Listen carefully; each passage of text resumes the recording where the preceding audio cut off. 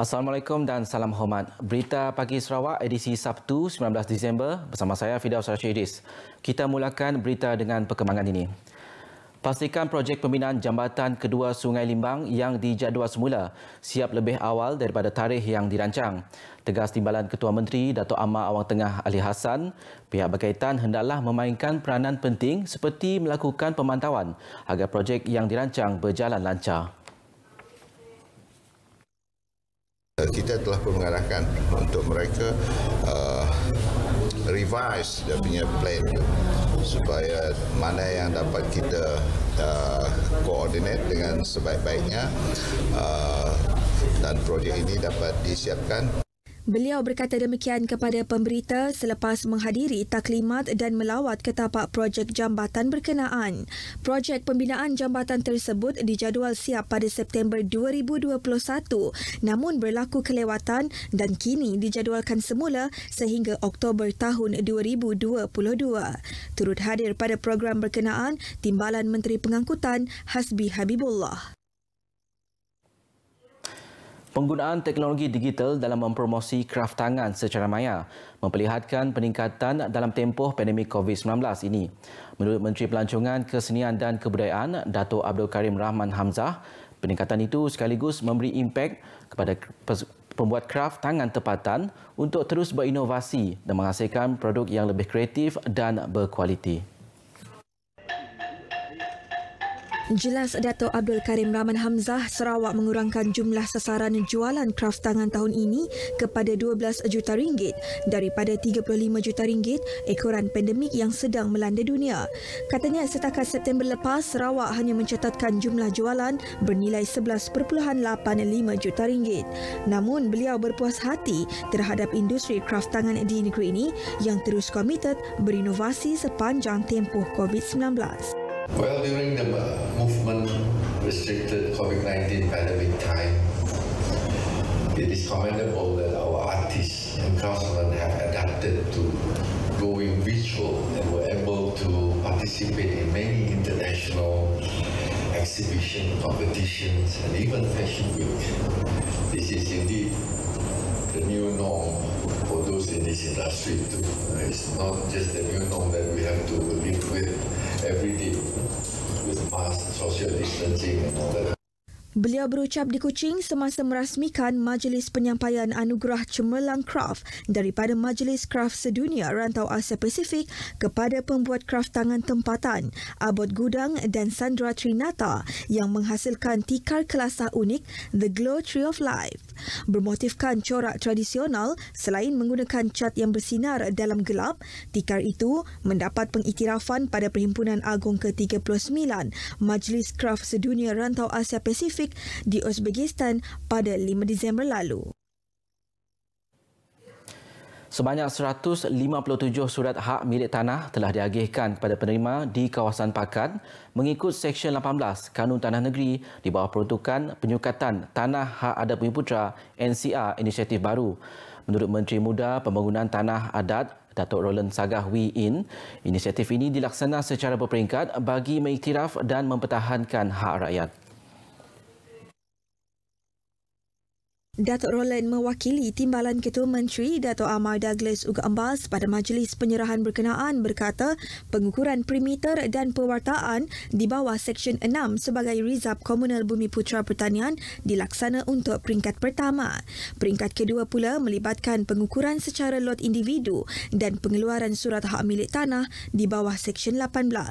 Justeru bagi memastikan pengukuran tanah dapat dilaksana dengan lancar, kerjasama daripada pelbagai pihak amat diperlukan untuk memudahkan pihak Jabatan Tanah dan Survey. Beliau memberitahu demikian pada majlis penyerahan surat hak milik tanah di Pakan. Setakat ini disarikir 142,000 hektar tanah telah disukat. Kajian berkaitan usaha untuk menstruktur semula dan mentransformasi Mahkamah Bumiputera yang sedang dijalankan ketika ini dijangka siap pada Mac atau April tahun depan.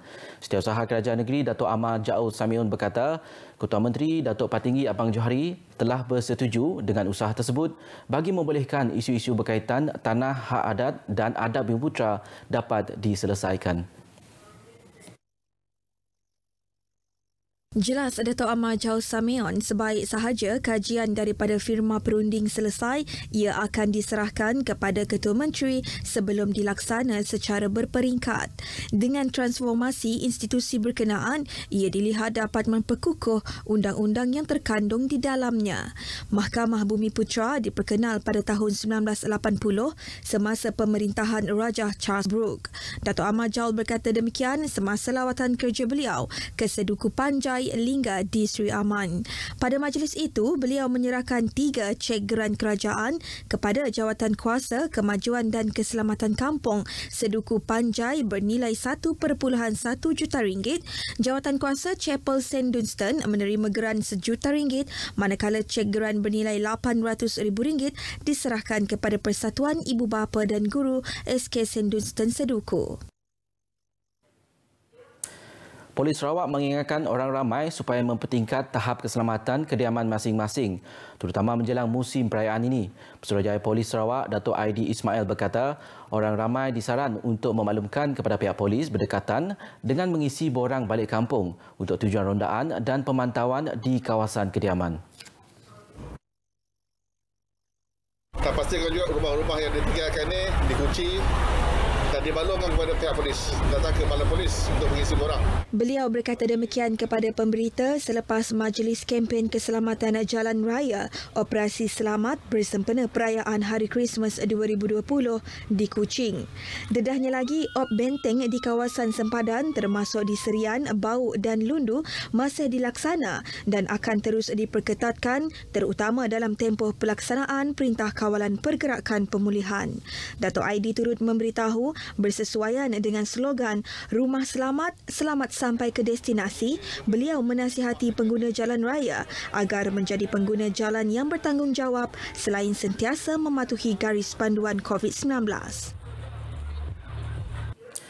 Jawatankuasa Pengurusan Bencana Negeri JPBN Sarawak memaklumkan 1 kes positif COVID-19 dilaporkan semalam melibatkan daerah Kuching.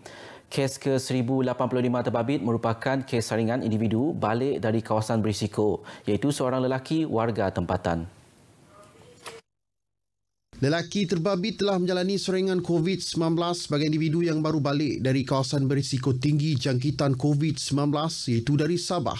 Kes telah masuk ke Sarawak melalui lapangan terbang antarabangsa Kuching pada 7 Disember dan telah menjalani kuarantin wajib di pusat kuarantin.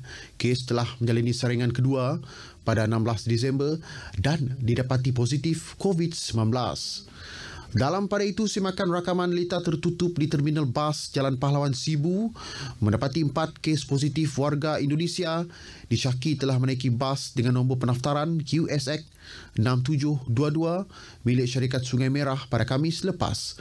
Oleh itu, pihak Jabatan Kesihatan Negeri memohon penumpang bas terbabit untuk tampil ke klinik kesihatan yang terdekat bagi menjalani saringan. Sementara itu, JPBN turut memaklumkan bagi sambutan Christmas hanya dibenarkan pada hari pertama saja dengan kapasiti kehadiran seramai 20 orang pada satu-satu masa. Ia dihadkan untuk ahli keluarga terdekat saja. Manakala pengoperasian bagi rumah urut dan refleksologi bagi orang buta dibenarkan berkuat kuasa 21 Disember ini dengan mematuhi syarat dan prosedur operasi standard yang ditetapkan. Sarawak telah menanam 10.4 juta pokok melalui program restorasi lanskap hutan yang dilaksanakan Jabatan Hutan Sarawak JHS sejak program tersebut dilancarkan pada Jun 2019.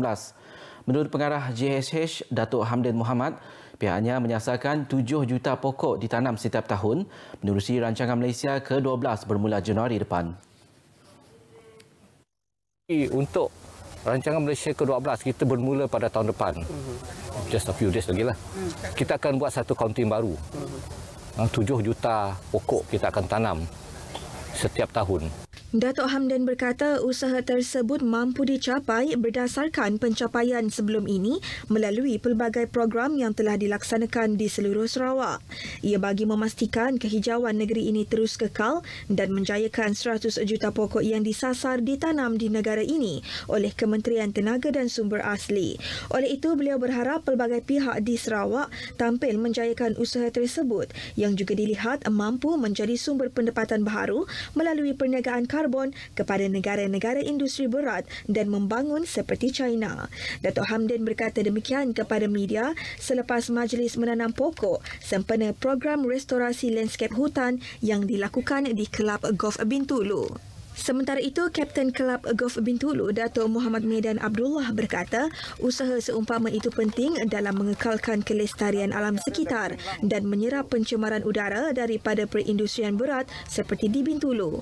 Dalam majlis tersebut, Datuk Muhammad Medan yang juga Ketua Pegawai Eksekutif Kumpulan Bintulu Port Holdings menyerahkan sumbangan RM10,000 daripada pihak Bintulu Port kepada Kelab Golf Bintulu bagi menjayakan misi restorasi lanskap hutan tersebut di KGB.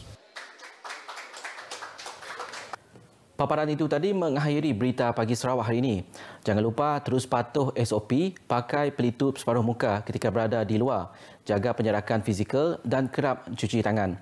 Sehingga berjumpa lagi. Assalamualaikum.